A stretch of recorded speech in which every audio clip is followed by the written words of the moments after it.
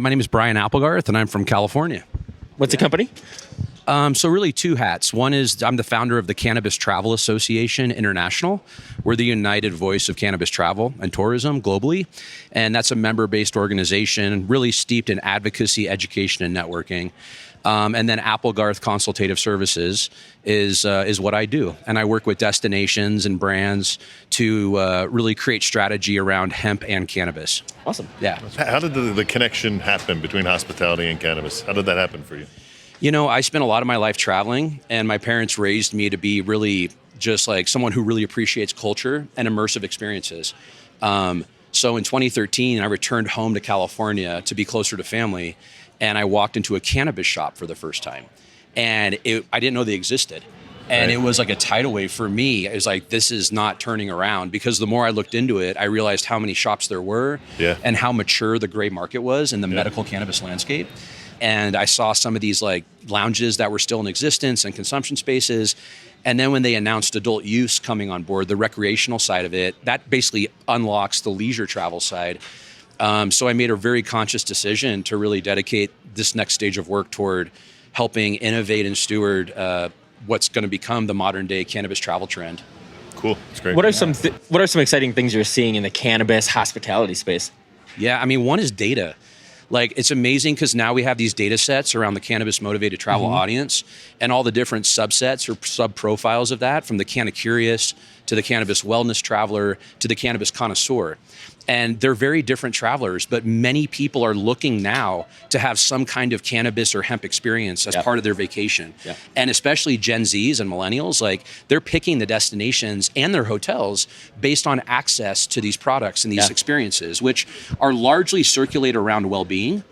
And then they dovetail, of course, into kind of the adult use, the THC-rich applications, which has that altered state, but also all the other applications of CBD and CBN and CBG, and it's a medicine plant being reimagined. That humans have co-evolved with.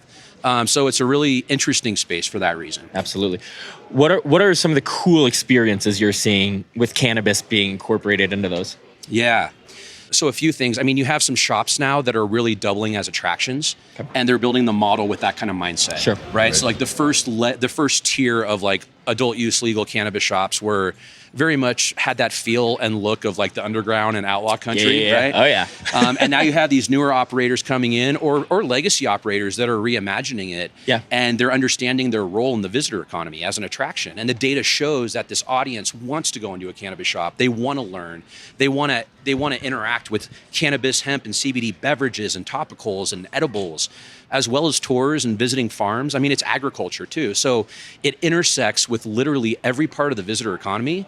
Is an intersection. And why I get excited about ILC and hotels, because hotels are the pivot point, right? Hotels are the pivot point. And they also work like this with the DMOs often on kind of managing the greater brand of the destination. And cannabis has an amazing story to tell. I think all but 3 states now in the United States have legal cannabis laws, either medical or adult use, and more are becoming recreational every day.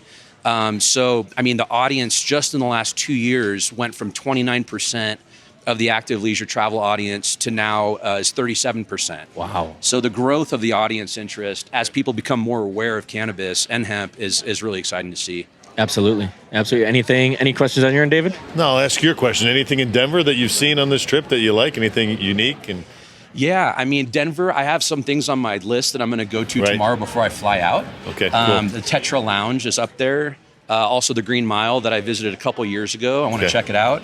I know that the lounges especially have been a slow rollout here. Right. But Denver and Colorado also have this kind of hospitality license. So I'm trying to sniff that out and kind of see what that looks like here. Okay. But yeah, I mean, Denver is a great destination. And as we all know, they were the first ones to go adult use recreationally legal.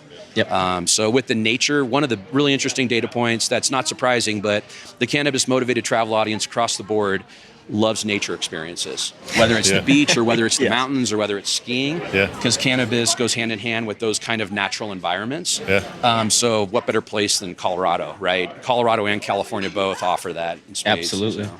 One place I'll recommend, the Church of Cannabis. I feel like might be up your alley. And then last question, indica or sativa guy? Definitely more sativa leaning. Okay. My favorite strains typically have a citrusy kind of bend to it, or also terpinolene. Okay. So, what they're learning about cannabis is there's really 5 different buckets of different cultivars. So when you use certain types of cannabis, it will enhance certain senses that prime your body for the environment or the setting you're walking into. So it's really understanding mindset and setting in a very new way, in a mainstream way, and people utilizing cannabis with intention, depending if they're going to a Michelin star meal, or if they're going to a museum of modern art, or if they're going on a hike in nature, because there's very specific cannabis cultivars that the science is continually showing are great precursors that have like targeted sensory enhancement to make that experience in that setting extra amplified. Absolutely. So, yeah, it's an awesome frontier. Awesome. A lot to learn on the cannabis side. Thanks for stopping by. Thanks, Brian. Yeah, thanks for This is having me. great. Great. Appreciate it. Thank you. Awesome. Thank you. You made it to the end of The Modern Hotelier. Thanks for listening. The Modern Hotelier is produced by Make More Media. Make sure to like and subscribe if you're watching on YouTube, or follow wherever you get your podcasts. If you know of a guest or sponsor that would be a good fit, feel free to email us at hello@themodernhotelier.com. Thanks and have a great day.